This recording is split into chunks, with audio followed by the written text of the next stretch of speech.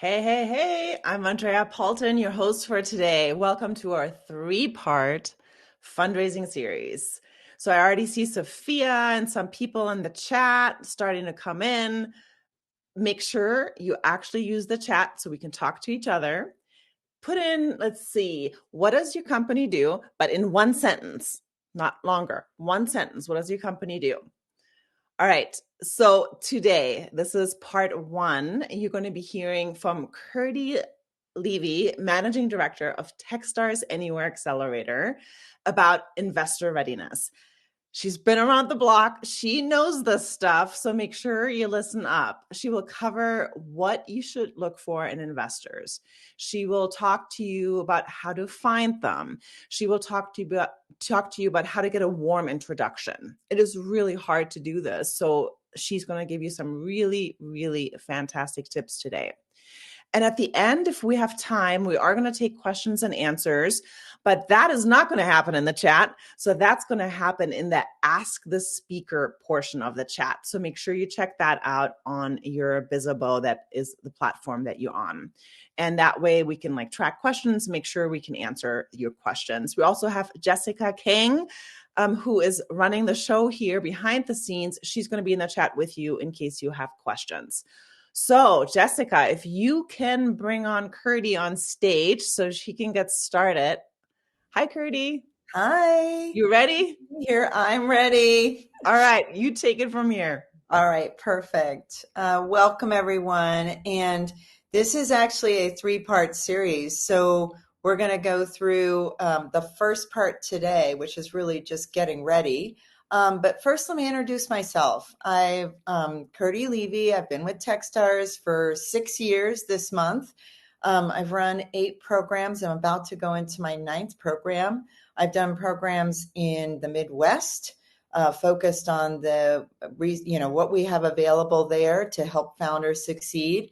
Also did a crypto program in Boston and then 2 other city programs in Boston. And now I'm running Techstars Anywhere. Going into the spring, Techstars Anywhere is focused heavily on AI, deep tech, physical AI, robotics, and really looking at the future of making the world work with AI. So excited for that. But let's jump in and we'll get started. Let's see, move forward. Okay. So as I mentioned, it's a 3-part series. Today, we're actually going to go through what do you need to think about before you even start to raise capital. Some of the nitty gritty on how to get stuff done will be in part 2. And then putting those 2 together, you're ready to go. We're actually going to have a part 3, which is doing actual mock investor interviews, which will be a great experience for people. If you aren't the one going through it yourself, you are watching someone and you can learn a ton from that. So definitely tune in to all 3. But we'll get started with getting ready. So first, some of the considerations you need to think about. And I'm sure there are founders here who are everywhere from, wow, we've just formulated our idea to, wow, we're actually seeing a little bit of traction in the market. So across the board, there's a lot to think about when you get ready to fundraise.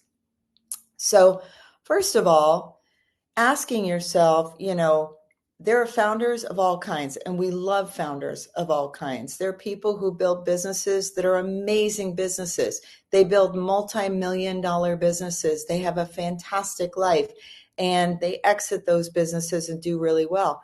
They aren't necessarily venture scale businesses, and they aren't necessarily businesses that should go after and spend time trying to find VC dollars. So there's every kind of entrepreneur, and fundraising, especially from the VC ecosystem, is not for every single entrepreneur. So first, you want to make sure, is your business venture scale? Are you looking at, getting to $50 to $100 million in revenue, let alone valuation? Is your market large, not only large, but growing? And is it disruptible? Is it something where, oh, things have been done a certain way and now it's time for something brand new? That market will switch entirely to whatever new technology is available for them. Do you have a good plan for using the capital? So let's say you do have this great business, it's scalable. Do you know what you're going to use the capital for, and what next milestone are you going to achieve with it? Thinking about not just, well, I'm running out of money, I need to extend my runway, but what are you actually going to do with it to make investors happy with what you're doing with their money? Are you a lone ranger, or do you want people sitting there around you, giving you advice?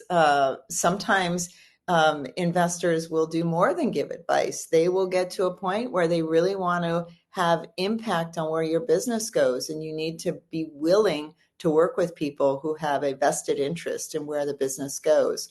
Are you prepared to really go big, right? And is the timing right? So that all of those are things that you should consider before you even go into fundraising in the first place. Now, are you personally ready? Meaning, is your business at the stage where going to meet with investors is going to be worth your while? Because if you haven't already cleared that you are a venture scale business, and you don't have sufficient traction for whatever stage you're going into, you may just be wasting your time. You'll be getting a lot of meetings because you're really cool, or maybe you have some friends who introduced you, etc.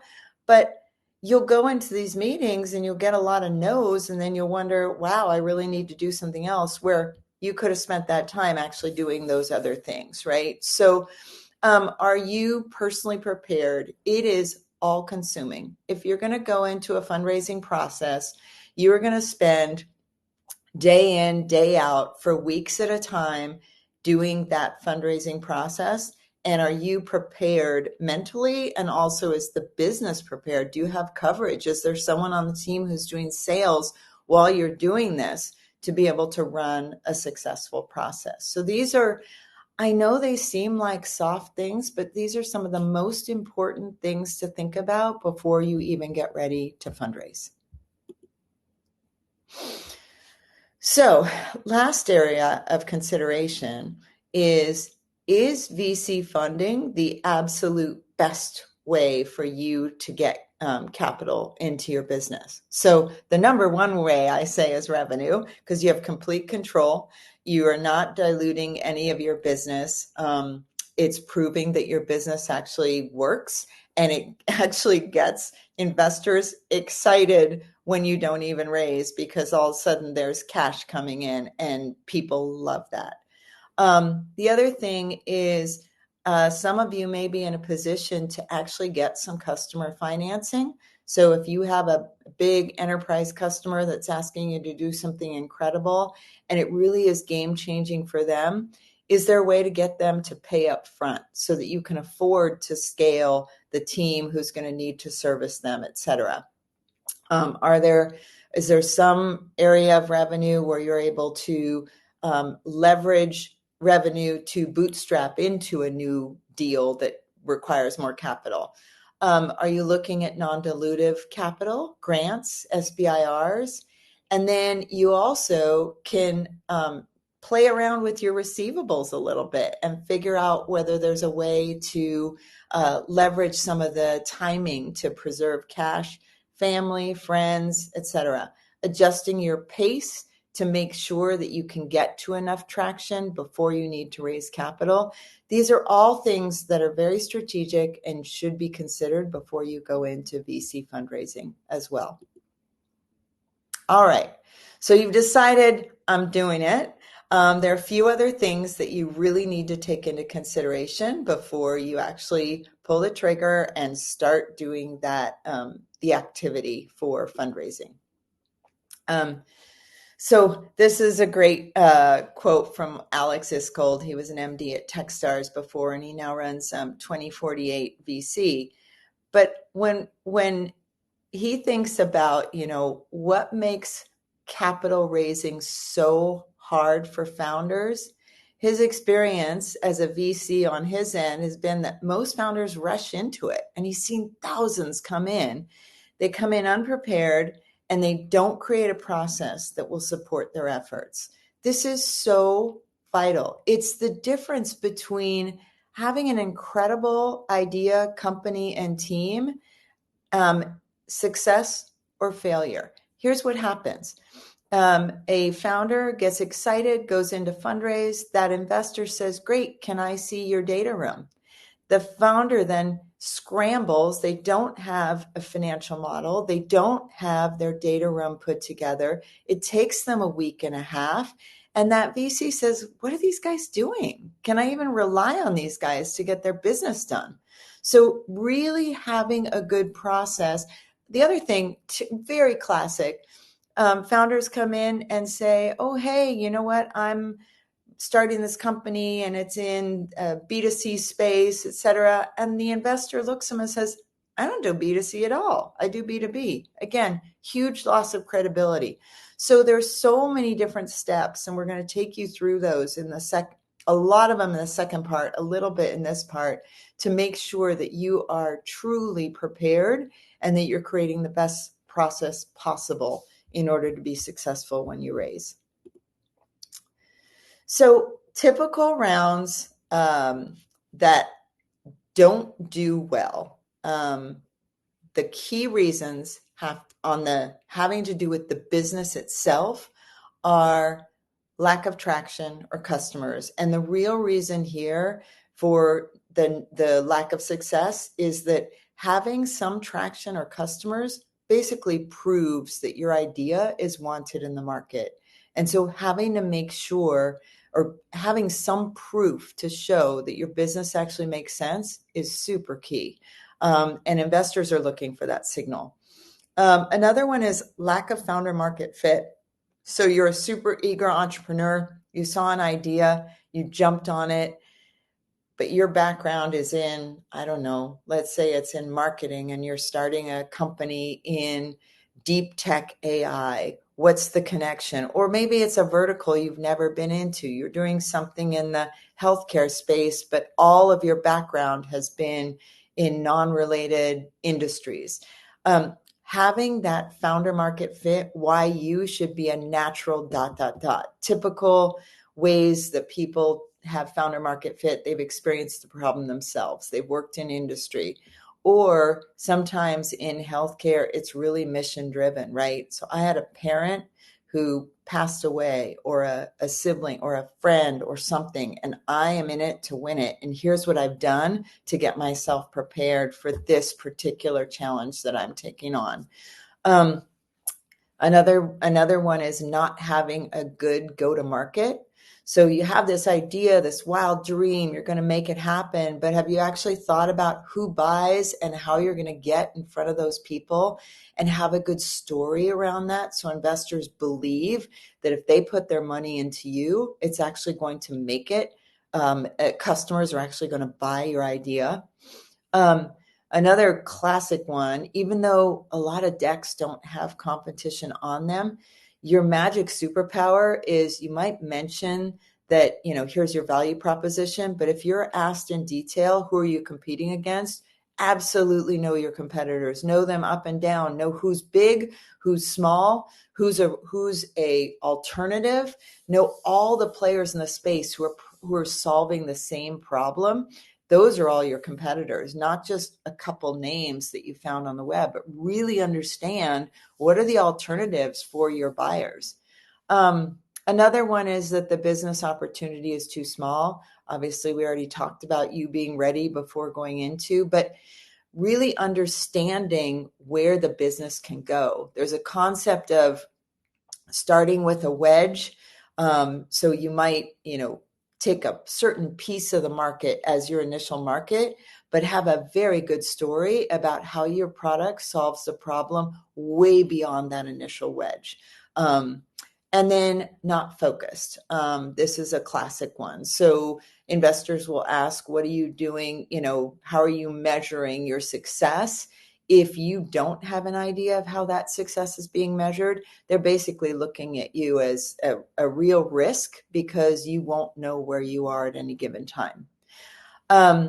The fundraising process itself, there are also some real reasons why rounds fail. As I mentioned before, you target the wrong investors, so they don't have an interest in your particular area of expertise or what you're building in your space. You have a bad pitch. Your story doesn't resonate, doesn't have a unique value proposition, doesn't really focus on the problem and the problem you're solving. And then the process management, like I talked about, where you don't have the materials ready to go in a timely manner, you're going to lose credibility immediately. So those are some tactics. Hopefully you noted those down. When you are getting ready, first of all, you have to have a strategy. Where are you heading? Where are you going? Those can be done in the form of vision to execution maps. They can be done in the form of objectives and key results, but really sitting down and thinking about, okay, how is my business going to be built? And so thinking about all of those milestones that I need to accomplish allows you to put together some of those pieces that would enable the investor to know that, okay, if I invest this money, this is where they're going. And I see it. I see them articulate it. I see it in their documentation, etc. You also need to craft the building blocks of your story. Many of you know that investors within VCs, they all write up an investment memo on the companies that they're looking at. Well, we're going to encourage you to write your own investment memo about you, so that when you are in front of the investors, you're already anticipating what they're going to say about you. And then we want you to identify the right target investors, who's in your pipeline and how to get to them. And then during the second session, the team is going to go into prepping a great story, preparing all of your key materials, and making sure you are ready to go and never on your heels when the investor asks you for information. And then finally, we'll go through the process through the demonstration of a mock investor interview. All right, so it's still hard. Fundraising is still hard, and there are some nuances in market timing and other things that really have nothing to do with you. It's just too bad. But running a structured process will definitely increase your odds. And so we want to make sure at least what you can control, you are controlling well. All right, so when you do start, you need to fully commit. If you don't fully commit, your round will meander, and I've seen it happen before. Best of intentions, stuff gets busy, right? Sales come in, a new deal comes up, etc. It strings on and on and on, and guess what? Most of the time, when it strings on and on and on, that round never closes. Maybe some very small working capital raises are done, but the better thing to do is to actually commit to the process, get it done. It can take anywhere from 6 weeks to 3 months. I would say that if it takes 6 months, you are meandering, because you can certainly get 300, 400 calls in within 3 months. And that's what you might need to do in order to raise. And so it's really, you've got to commit, and you need to have everything set up for you to be able to go and fundraise full time. All right. So that first step that I talked about, the strategy, being ready to go, clarify where your business is heading, is really important. So on that, many of you are just at the beginning of your businesses, and so I can appreciate it. I've seen all forms. I've seen people coming in just starry-eyed with customers, but they have no idea where they're heading. I've seen people come in with a great plan on paper, so they do all the work, but they've never talked to a customer along the way. And so it's a plan on paper, which is also not valuable. So I think there's a combination of both, right? It's putting things down on paper. It's making sure you get out there and learn from the customers. and it's making sure that there's a feedback loop that enables you to pivot and change and make the business work so that you're very focused on solving the problem and not delivering a solution that you've already come up with. So a great way to start is to set up, what are you really trying to do here? What is the huge, compelling vision? You've seen this problem in the market. You're establishing your mission around solving that problem. And you want to make sure that what you're going to solve is a very, very big swag at the market. So you are looking at, eradicating cancer, or you are looking at making sure that everyone has a chance at affordable housing, or you're looking at, maybe there's a place for everyone in the workforce. Big, big vision. And really articulating that and sticking to your mission. And during the Q&A, I'd love to hear from some of the people, or maybe just write it in the chat, some of the big visions that you see out there that you're working toward, and then bring it back to, okay, what's my mission behind this? What am I trying to help solve as a problem? Then when you put together your plan, and there are lots of steps in here, so putting together what are the hypotheses of what we might think is wrong or what we might think needs to be solved, actually putting forth a test, testing it in the market, talking to customers, coming back, understanding if that is the right approach. So all of these things are looped in there. But then you will set your next milestone for what you want to achieve once you start to see, okay, this is really beginning. I'm starting to see signal that this is the ideal customer profile that really, really needs this problem solved. And the way I'm approaching it with them, their feedback to me is that it's actually hitting the mark. We have a workshop called Customer W3, the who, what, and why, that we take our founders through. The who is really, who is that target customer? The what do they think they're buying? And then why are they buying it? Through customer discovery, really understanding that enables you to realize, okay, I'm onto something now. Now that I'm onto it, what's my next milestone with that group of people? We also want to identify what's the revenue formula. So that's business model, et cetera, making sure that once we identify that customer we're going after, it's our solution is really solving their problem, the solution that we've designed or the solution that we're designing in order to make sure we solve that problem, has a scalable, realistic revenue model behind it. So how does that work? How does the revenue flow? Are the unit costs positive? Is it something that we can scale in perpetuity? So those are some of the things you work on at that phase. And then having a really good elevator pitch, really being able to articulate to someone, what is it that we're bringing to the table so it resonates with them.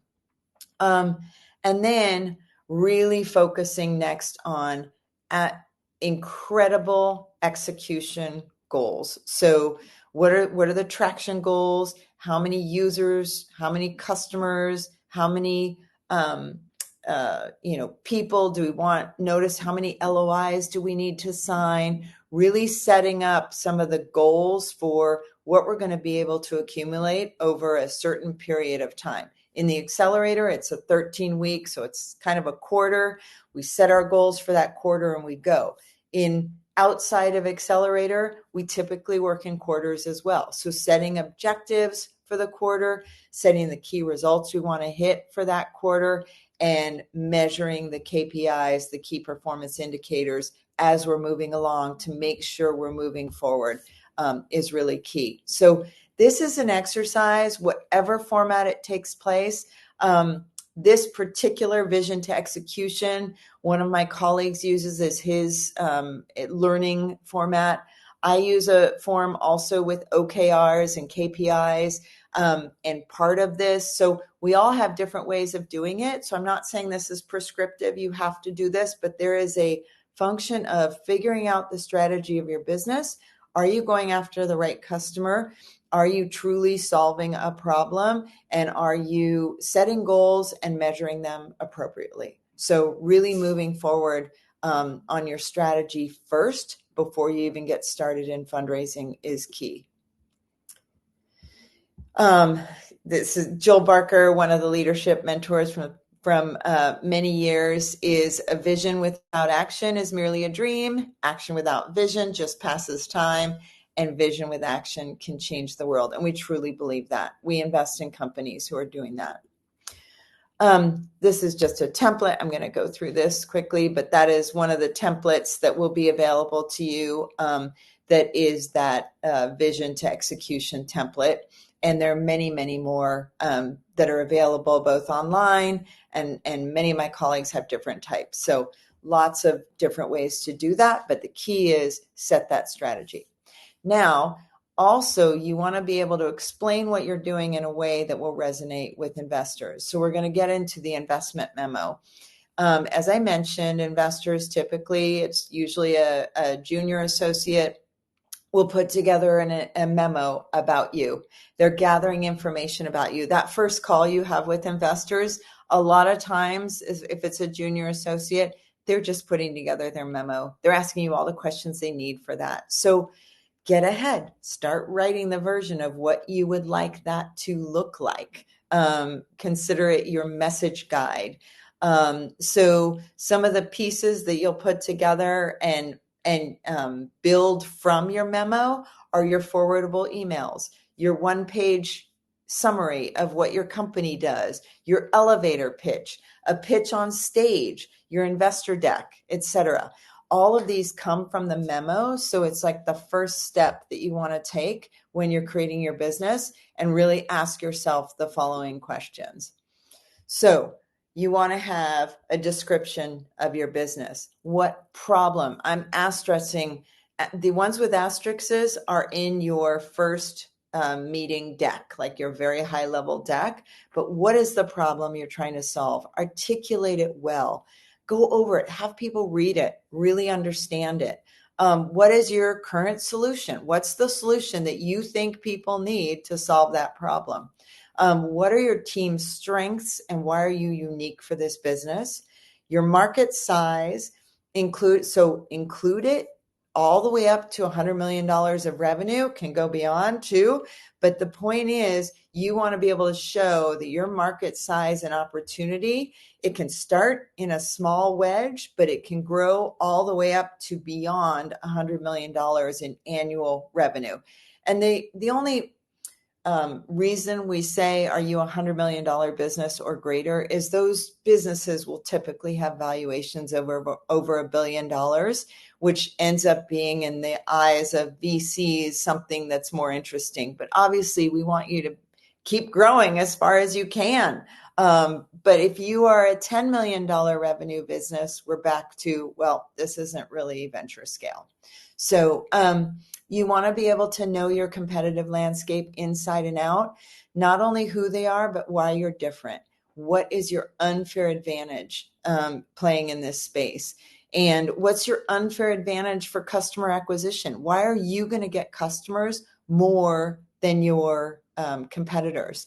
And then ultimately, what moat will you be able to build? Is it going to be a data moat? Is it going to be something that you, because you have access to certain services or certain technology that no one else does, you don't know, but figure out what your moat is and actually include that in here. Incorporating your business model, your traction, your go-to-market plan. What are you planning for? Not just, I'm going to post on social media, but like literally think about it. Think about all the conversion steps. How do people find you in the first place? How do they go from finding you or seeing you in the first place to getting in front of you for a meeting, or if you're product-led growth, getting to your product to be able to convert to go? what is that plan, and really think it through, and then test it with people and get feedback.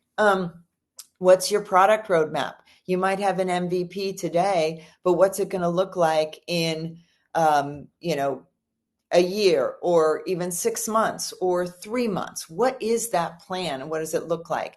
Your investors are going to be looking for your ability to move quickly with product. So if you are a founder and you're outsourcing your development to someone else, you have to provide a case for how you're going to be able to move super quickly with a team that you have to pay that's outside your organization. It's something to consider. And having a really strong product roadmap that's owned internally is very key. Having your financial model and your financial summary, your uses of capital, any risks that you see, so that investors understand that you are seeing the risks and you've got a way around them. And then, how efficient have you been? So if you've raised from friends and family and you've been able to prove how long you're able to extend that runway, that's a good sign. So all of these will go into the investment memo that they're going to write about you. So write it about yourself first. All right. So last little there are two sections here, but preparing for the investor meeting. So this is still in the ready phase. A couple things to think about. So most founders don't do this, but you need to. You need to build a target list.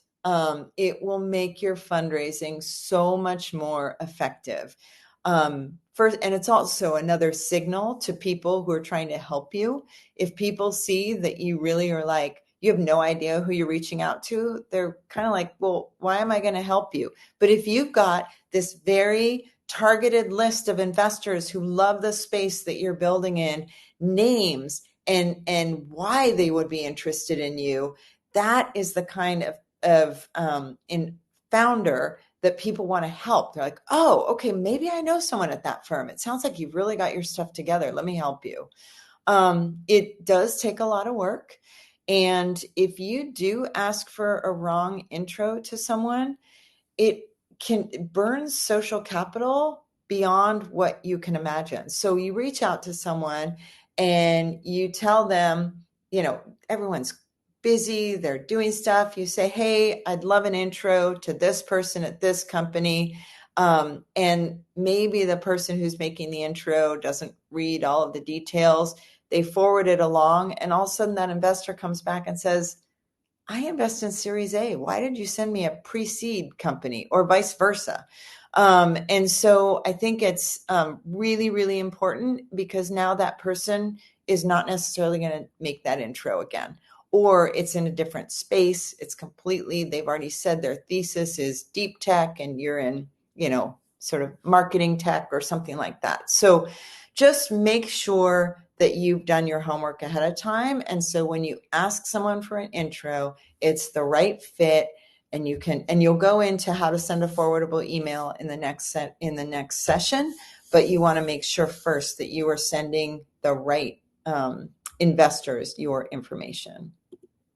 All right, we just have a couple slides, Andrea, and then we're going to get going. But so first part of that, of hitting the right investors, is building your prospect list. So lots of databases out there, Crunchbase, PitchBook. PitchBook is expensive, but maybe you can find a friend to help you out there. Signal NFX is awesome. Going in there and really understanding which investors are investing in your space, your stage, your geography can be another. If you are a female founder, sometimes there are investors who invest in only female founders. I mean, there might be something about your company that investors love to invest in. And so make sure you're hitting those. You can also look on LinkedIn, conference lists, Google searches, etc. It's getting easier and easier, quite honestly, with AI and Google and OpenAI, of just who are these investors. Obviously, check the data with AI, but do some digging, go to the websites, figure out who they've invested in already,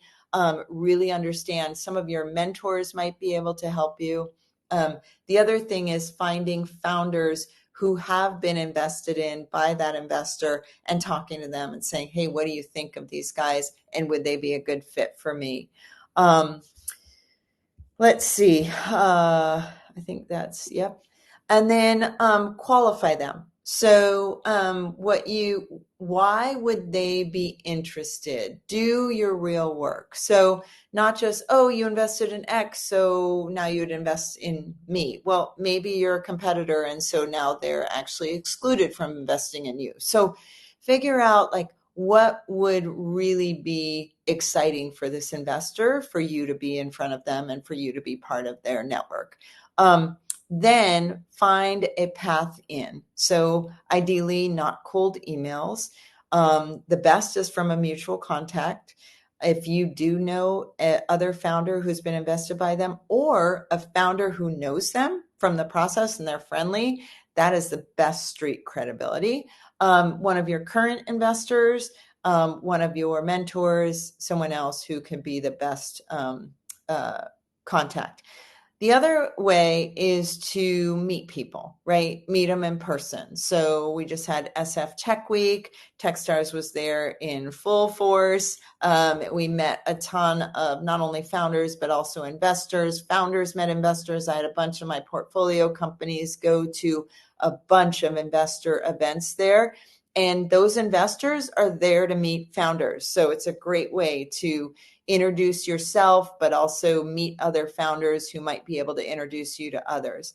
And then I say maybe there might be, if you're in a very specific industry or in a specific situation or a geography or something where it's a no-brainer for the investor to answer your email if you send it to them, but it needs to be super, super highly directed, crafted, particularly. And I think it's the last resort. And that get some coaching on that. But if you find that, you know what, I saw you speak at this event, we are both living in Birmingham. I'm actually starting a company in this space. This is what you talked about, etc. I mean, get into the nitty gritty of why they would want to meet you. And just find a compelling connection to their interests. All right. And then identify getting in there. Oops, I just did that. Went the wrong way. Great. And then you want to put together your investor pipeline spreadsheet. So you'll have separate tabs for investors by stage, by column. You'll have their fund name, the actual person that you want to meet, their information, their email, their fund size, check size. Do they lead? Do they not? What's their theme? Relevant portfolio companies, when they have, and then you'll actually put in your last contact once you start meeting with them. But this investor pipeline spreadsheet is something that you can share with your mentors and with others, not everyone, but just your core group of people who are going to help you and be your allies while you're fundraising. But make sure it's really neat and it's only the companies, the investors that fit your thesis. I just had an example of a founder send out a long list of investors to someone within our network, part of our team. And that person came back and said, why is this investor in your list? And it was very clear that the founder had not scraped and really done the homework to make sure the list is targeted. Again, it's all about credibility, making sure you remain credible throughout the process.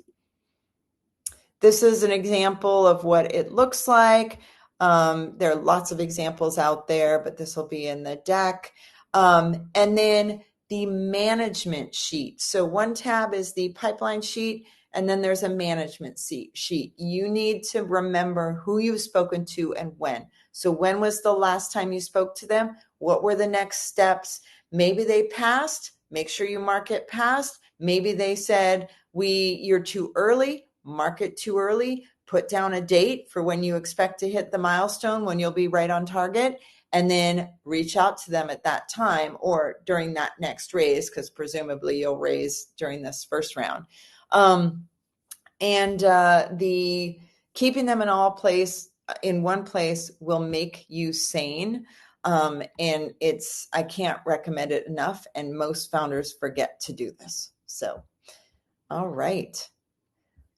Here is the type of things you'll put in there in your CRM, the company, the name of the person at the company, the contact email, status of interest, and then, maybe your referrer or the type of investor, you can add those all in there. But this is really crucial.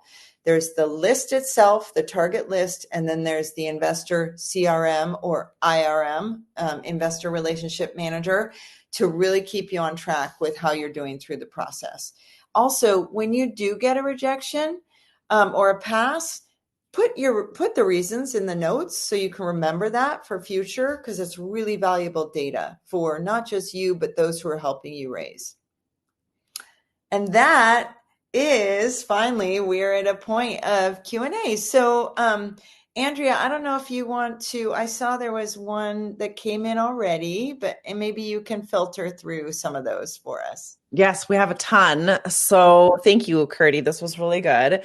A lot of people were just saying, oh, this is great. Good information. So this is awesome. And for those of you that were asking, we are going to send you a recording afterwards. So you are going to get it in your inbox. So you will have everything there. So, all right, get ready. Long question. Okay. As a marketplace, B2B and B2C SaaS, I'm a solo founder who's been able to maximize easy coding tools and self-tech to test the market and get revenue. I don't have a solidified team, so I don't have a technical co-founder. Should I wait till the team is in place? Wow, there's so much in there, right? So I can unpack so much on the strategy and other things. So first of all, congratulations on getting something out in the market. And congratulations, it sounds like you actually have revenue. So congratulations on that. I think continuing to test the market at this point and understand through that, are you going to go down the path of B2C or B2B? And I know in this world, you can say, well, it's both. Okay, that's fine. But you can have a primary, right, that you really focus on. And this testing that you're doing, and if you're getting revenue while you're testing, even better, can help you shape what is the story you're going to share with investors. Investors are going to want to know that you have a very focused, ideal customer profile and target market that you're going after, because when you put all the force of what you're doing into that market, and I'll get to your team question in a second, you put all the force into that market, that's when you can take off and be a hugely scalable business. But if you are all over the place, you look like you will be a nice small business. So now on team, I'm a big believer in team. I know people have said, like, we're going to see our first, single person unicorn out there with their agents around them. And fine, that might happen, but it is going to be the exception. Here's the deal with team. There's a lot, if you really are going to be a $100 million revenue company, you are going to need to figure out who's helping you. And I don't think agents are there at this stage in time, this moment in time. They might be there in the future, but at this moment in time, having people to help you do that is really, really key. You can't do it all yourself. And it's everything from who's going to run the marketplace if you are going to fundraise. That's just a minor thing, but who's going to handle customer success? Who's going to handle, product upgrades? Who's going to handle, oh, we just got hacked and what are we going to do now? So I encourage you to think about who are the key vital people who are different than you need on your team. And they don't have to be founders. They can be team members, but you being able to work with people is a really good sign. I hope that answers it. Awesome. Good, thorough answer. Is there a time of the year when it's the best time to raise? Is there a certain month that you recommend? There are seasons and they're very short. And I don't know, this is a little bit like we prescribe it, but obviously people raise outside of these times. But in the fall, it is September and October, September after Labor Day and October.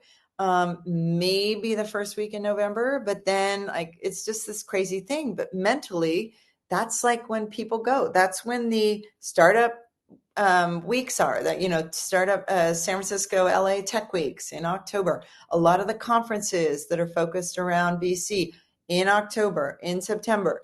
Boston had an AI week in September. So there are seasons. So the fall and then the spring is pretty much April, May in there, maybe March, April, May. There are things such as, the holidays, people make excuses around. Summertime, people make excuses around.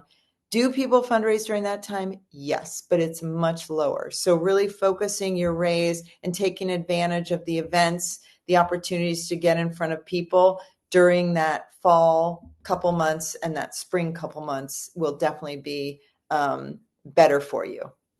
Nice. What's the best way to mention to the VC that other VCs are interested without sounding like I'm trying too much to make them have FOMO? Oh, I love that. Okay, that's good. Yes, that is definitely, you never want to be, first of all, you want to be honest. So you don't know for sure if you have a term sheet until you have a term sheet, right? So if you do, in fact, have a term sheet, that is absolutely fair game. Don't say who, but you can say, I do have a term sheet right now. And I'm very, I'm interested in working with you. I would love to see what you could offer. That's the extreme. Usually I've talked to this company and I'm now on the third meeting and I don't know where it's going. And so you could just say, look, I'm raising right now. I'm talking to people every day. There are a few VCs that are interested, and you have to be telling the truth, because if you don't say that and like they're the only one you're talking to, it's pretty obvious in a short amount of time, because you would expect activity to happen with those other companies as well. But anyway, so I'm talking to others. We're in various stages, but this is the month, I'm basically raising right now. And so I would love to continue this conversation. The FOMO a lot of times is going to come from the market signals you're sending. So, for example, if you've got significantly growing revenue, don't focus on the number of dollars you have, focus on the speed at which the dollars are accumulating. That's where FOMO really starts to generate.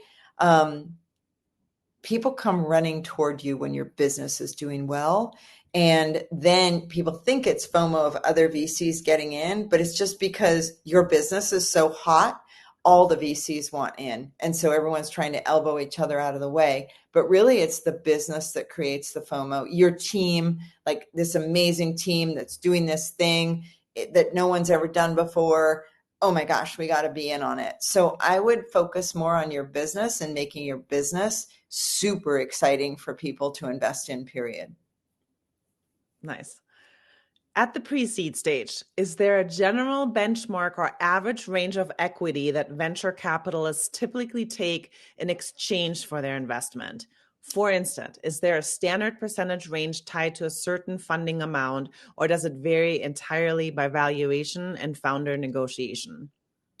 Yeah, whenever anyone says there's a standard or, a level that has to be hit, I throw it out the window, because there's always exceptions. But in general, at each stage of funding, early stage is sometimes hard, because that pre-seed can be kind of pre-seed / early seed, might be anywhere from 10% to 20% or so. So 10 to 20. And then after that, you're going to want your seed plus to be maybe 10 if you're good, but 15%. And then you do want to be, so before your Series A, you want to retain control over about 60% of your company. That's the rule of thumb. So if you think about, because there are all these stage names and you might have like 3 raises in there, you might have 1 raise in there, you don't know. But what it is before Series A, the signal that Series A investors are looking for is that you, the CEO, have control over. It means, you might have your stock option pool there for your employees, et cetera, but you still have control over 60+% of that company. Good. I hope that helps. Let's go a little bit deeper into one specific industry. It's the space industry. So Amanda Fadley from Keeper Space is asking, can you speak about how to define a reasonable valuation cap at pre-seed safe only round? Oh boy, so much goes into it. Oh gosh, valuation caps are so hard because it all depends. It depends on how unique what you're building is, I mean, you might have LOIs. I know space is a long time, so you probably don't have revenue if you're at the pre-seed stage, but who's like super interested in what amount of money is on the line for customers signing up in the future to actually build your thing. So valuation cap is hard. I know you're not going to like this, but here's what I would recommend. There are investors who are in the space industry, and it would be worth to find out from investors. Don't put a valuation out there yourself. Find out what the investors think that you should be valued at. It's data, and do it before you're raising. So if you can get in front of people, have conversations, talk about like, this is interesting, I'm not raising yet. What do you think the value of this technology is? What do you think a company like mine is worth? Honestly, you'd be so surprised to see how much information they'll give you as advice, and then maybe even be an investor later when you do go to fundraise. So I would lean into that, but there is no rule of thumb, unfortunately. Great. Good answer.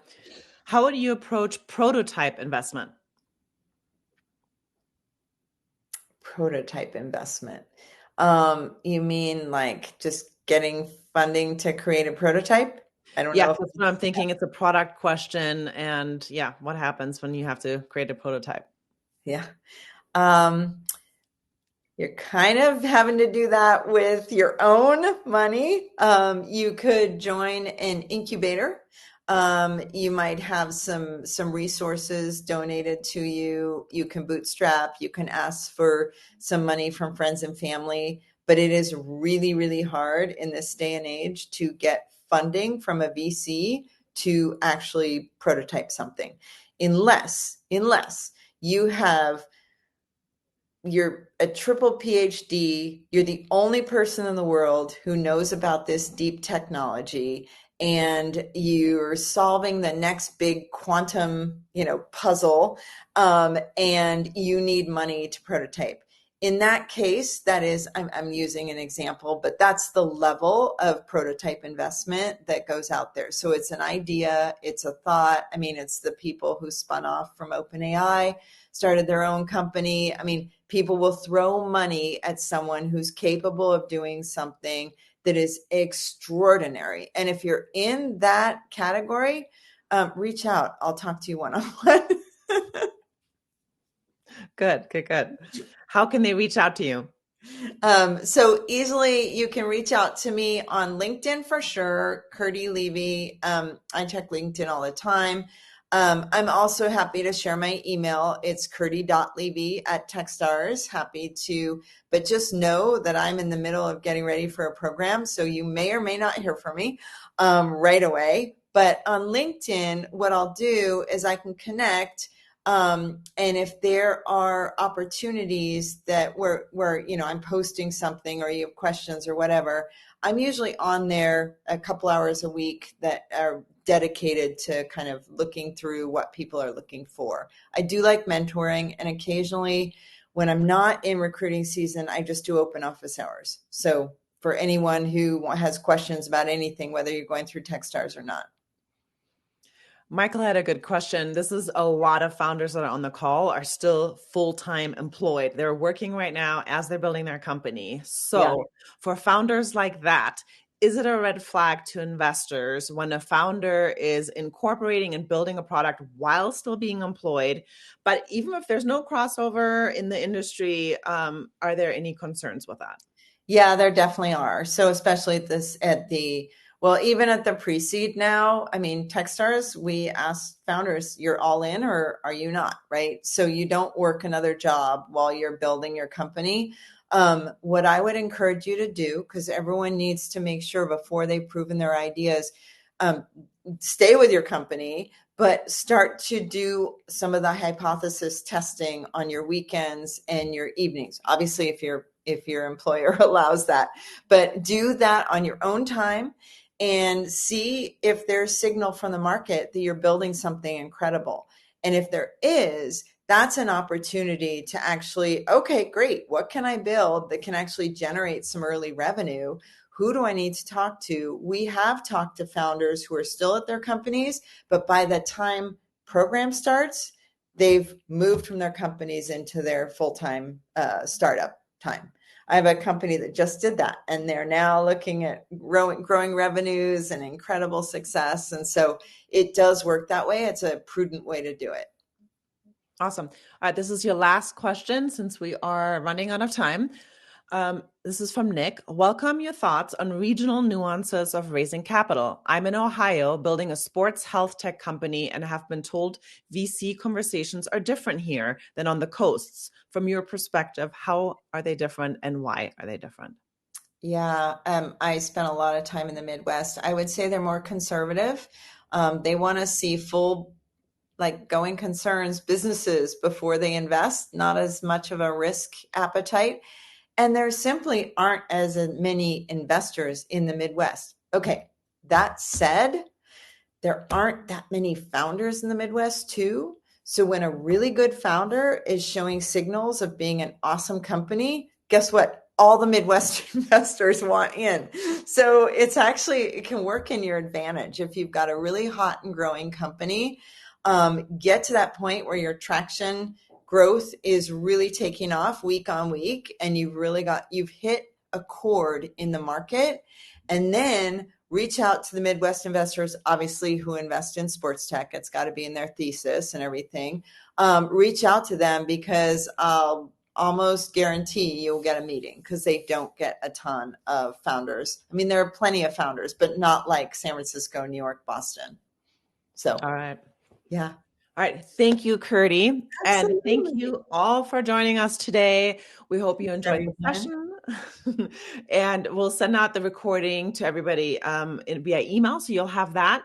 And don't forget, next week is part 2. And that's it for today. Thanks, Curdy. And thanks, everyone. Bye.